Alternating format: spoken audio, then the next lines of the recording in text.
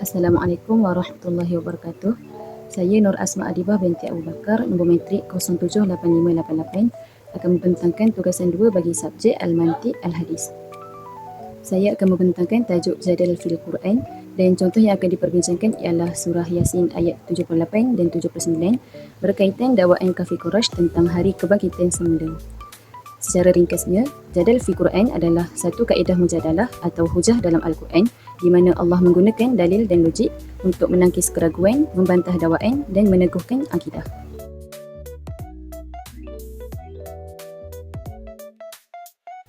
Ini adalah latar belakang daripada tafsir ayat ini.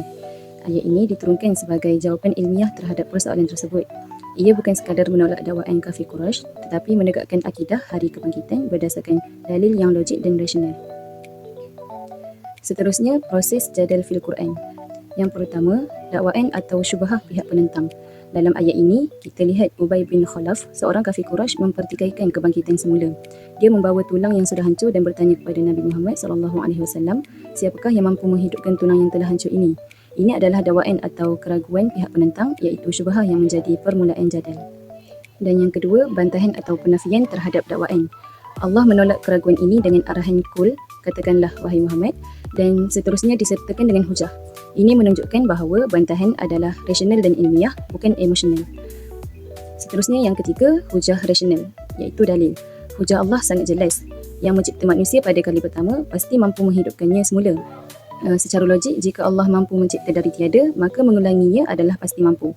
Ini adalah salah satu bentuk qiyas tamsil dalam jadal, iaitu hujah perbandingan atau analogi.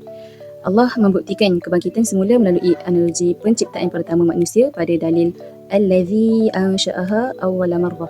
Jika Allah mampu menciptakan manusia dari tiada, maka menghidupkan semula jasad yang telah ada juga mampu menurut logik akal.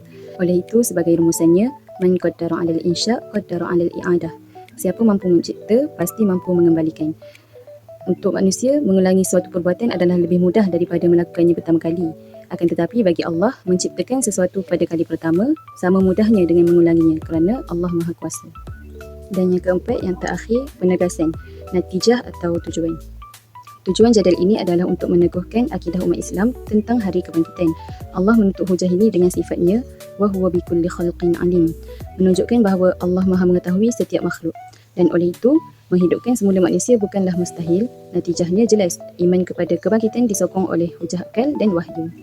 Kesimpulannya, jadal dalam ayat ini bukan sekadar bantahan, tetapi menggabungkan dalil akli dan nakli untuk menegakkan akidah hari kebangkitan semula melalui hujah yang rasional.